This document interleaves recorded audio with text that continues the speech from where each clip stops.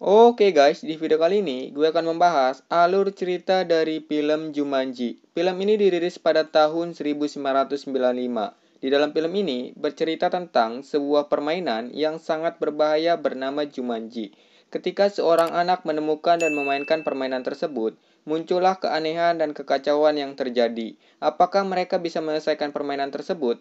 Sebelum ke alur ceritanya, gue mengingatkan bahwa video ini mengandung spoiler. Kalau susah dibilangin ya udah. Penasaran dengan alur ceritanya? Pastikan kalian sudah menutup pintu, pasang headset, ambil tisu, cari posisi rebahan terbaik, tarik selimut, posisikan tangan kalian, selamat menonton, dan bekicot.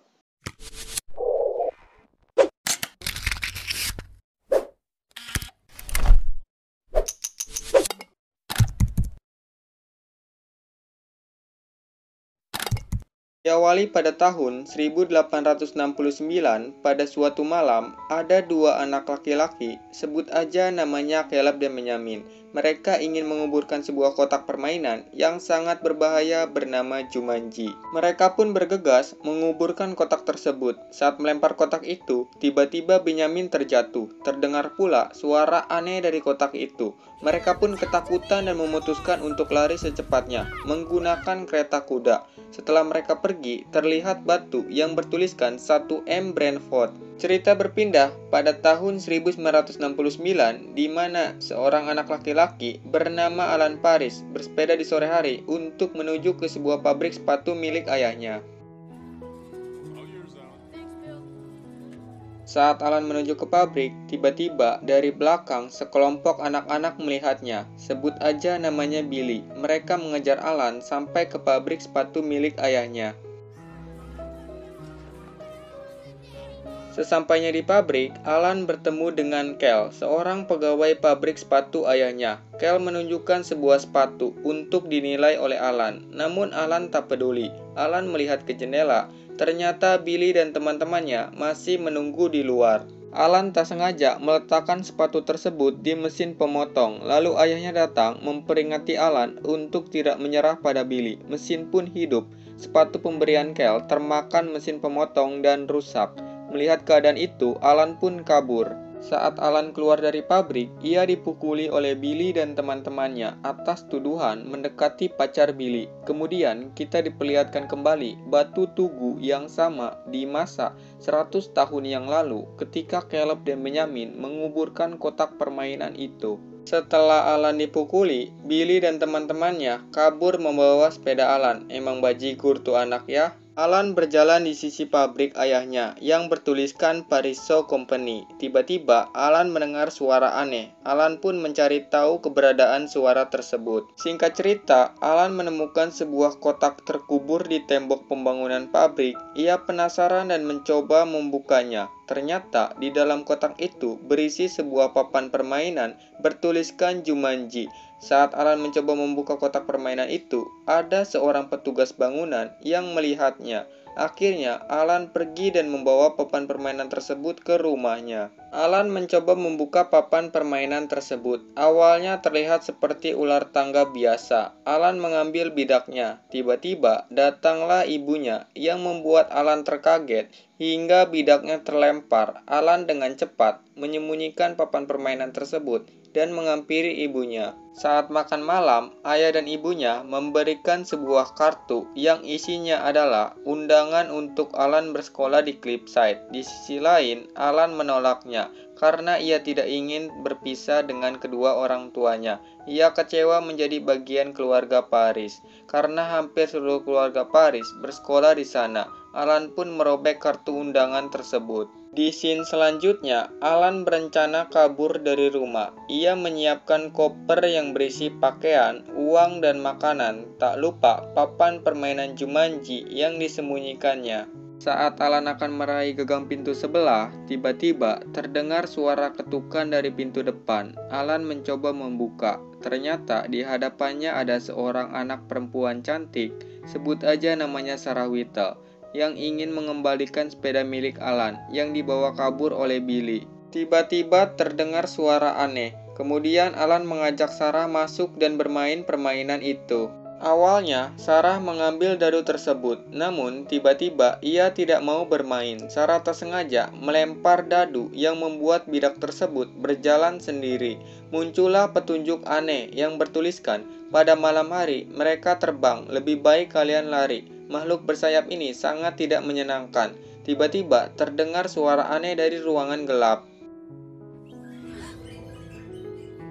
Sarah menyuruh Alan untuk menyingkirkan permainan tersebut. Tiba-tiba terdengar suara jam dinding. Alan terkaget dan tak sengaja melempar kembali dadu itu. Bidaknya kembali berjalan. Petunjuk muncul bertuliskan, "Di dalam hutan kau harus menunggu sampai angka dadu yang muncul 5 atau 8. Tiba-tiba tubuh Alan tersedot ke dalam permainan.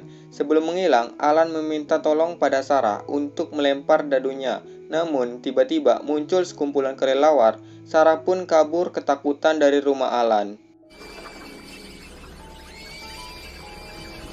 26 tahun kemudian, semenjak kejadian itu, keluarga Paris meninggalkan rumahnya dan menganggap Alan telah tiada. Datanglah penghuni baru di rumah keluarga Paris, sebut aja namanya Judy dan Peter, dan bibinya yang bernama Naura. Mereka telah membeli rumah Alan. Judy berkata kepada maklar rumah bahwa orang tuanya selalu berpergian, hingga mereka berpikir orang tuanya tidak menyayangi mereka.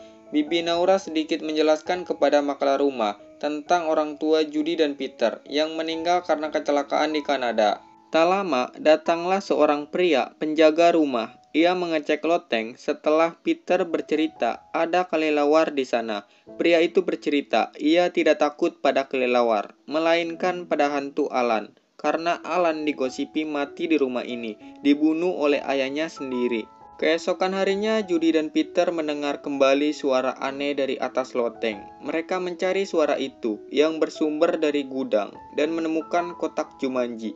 Mereka membawa dan mencoba memainkannya. Judy menjadi pelempar dadu pertama. Muncullah angka dadu 6. Mereka teraneh ketika bidaknya berjalan sendiri. Petunjuk bertuliskan, "Sebuah gigitan kecil bisa membuatmu gatal, bersin, dan kejang." Tiba-tiba muncullah nyamuk yang cukup besar. Judy mengambil sebuah raket dan memukul nyamuk tersebut hingga membuat kaca jendela pecah. Judy sempat mengatakan jangan, tetapi Peter sudah terlanjur melempar dadu. Muncul angka dadu 2 yang berisi petunjuk, "Ini tidak akan menjadi misi yang mudah. Monyet akan memperlambat ekspedisinya." Saat mereka mengecek ke bawah ruangan, bermunculan monyet-monyet yang mengacaukan dapur. Monyet itu pun melempar apel dan pisau pada Judy dan Peter, yang untungnya hanya mengenai pintu. Judy dan Peter kembali ke atas untuk melanjutkan permainan. Karena Peter mengeluarkan dadu ganda, ia kembali melempar dadu. Keluarlah angka dadu 5. Petunjuk bertuliskan, "Taringnya tajam, dia menyukai rasamu. Teman-temanmu sebaiknya bergerak secepat kilat." Tiba-tiba muncul singa yang sangat besar. Judy dan Peter berlari turun ke bawah tangga dan ternyata singa itu mengejar mereka. Saat mereka ingin diserang singa, seketika muncul seorang manusia berpenampilan Tarzan. Sontak Judy dan Peter kaget melihat manusia Tarzan itu. Kemudian manusia Tarzan membantu Judy dan Peter memasukkan singa ke dalam ruangan. Judy dan Peter sembunyi di dalam lemari karena ketakutan. Alan masuk ke sebuah ruangan. Ia melihat sepeda lamanya dan berkata, "Sepedaku." Setelah mengelus sepeda lamanya, Alan pun melihat bajunya yang selalu digantung di balik pintu. Alan teringat bercak darah yang dulu bekas dikeroyok Billy. Alan melihat foto kedua orang tuanya menggunakan kaca pembesar karena kornea matanya telah berpudar dimakan waktu. Saat Alan melihat Judy dan Peter, Alan bertanya, siapa yang melempar dadu 5 atau 8? Judy menunjuk Peter yang melakukannya. Kemudian Alan teriak karena ketakutan. Peter lari dan dikejar oleh Alan. Hingga Peter pun digendong. Alan mengucapkan terima kasih kepada Peter karena sudah membebaskannya yang terjebak di dalam permainan selama puluhan tahun. Judy menceritakan pada Alan bahwa rumah itu sudah kosong bertahun-tahun. Mereka tidak tahu di mana orang tua Alan. Alan pun menjadi sedih. Alan keluar rumah untuk mencari info. Ia bertemu seorang polisi. Ia menanyakan, "Ini tahun berapa?" Judy menjawab 1995. Melihat penampilan Alan yang seperti Tarzan, polisi mulai curiga bahwa Alan gila. Ditambah lagi, Alan mengatakan bahwa ia terjebak lama di dalam permainan Jumanji dan akhirnya bisa terbebas. Tak disangka, monyet-monyet masuk ke dalam mobil polisi. Monyet itu menekan shotgun milik polisi, lalu menembak atap mobil. Monyet itu pun membawa kabur mobil polisi. Polisi pun mengejar mobil miliknya. Alan pun kembali mencari orang tuanya. Ia pergi ke pabrik sepatu milik ayahnya. Judy dan Peter mencoba mengikuti Alan. Sesampainya di sana, Alan melihat pabrik milik ayahnya yang sudah tidak berfungsi lagi. Ia pun mencoba masuk ke dalam pabrik. Di dalam pabrik, Alan melihat gambaran seorang mirip ayahnya yang berada di lantai atas. Alan mendekati dan ternyata itu bukan ayahnya, melainkan penjaga baru pabrik bersama dengan anjingnya.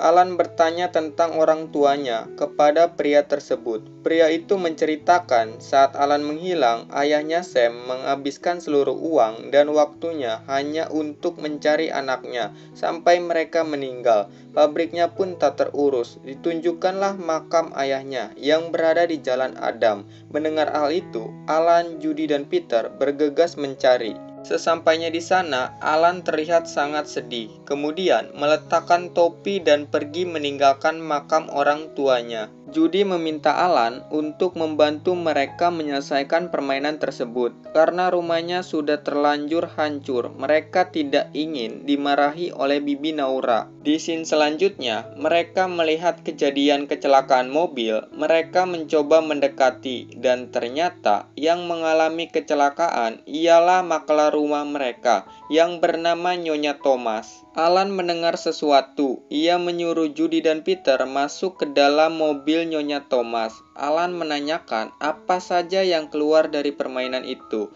Judy menjawab, ada singa, sekumpulan monyet, dan eta. Tiba-tiba, nyamuk yang lumayan cukup besar menusuk-nusuk atap mobil dan mencoba memecahkan kaca mobil. Tanpa berpikir panjang, Alan mencoba untuk menghidupkan mobil tersebut. Ia memencet semua tombol yang ada di dalam mobil. Di sisi lain, Alan malah membuka atap mobil yang membuat Judy dan Peter panik. Peter kemudian memasukkan gigi mobil, menginjak gas, dan mereka pun pergi dari sana. Sesampainya di rumah, Judy menunjukkan papan permainan Jumanji pada Alan. Alan berlari ketakutan meninggalkan Judy dan Peter. Saat keadaan sedikit tenang, Alan masuk ke kamar mandi. Ia memotong rambut dan jenggot untuk merapikan seluruh penampilannya.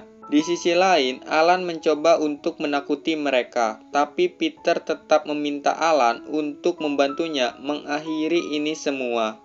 Alan pun setuju dan mau membantu mereka bersiap kembali memainkan permainan itu. Judy kembali melempar dadu hingga 2 kali, namun bidaknya tetap tidak berjalan sama sekali. Mereka mencoba memperhatikan papan permainan. Ternyata di sana terdapat 4 bidak. 2 bidak milik Judy dan Peter.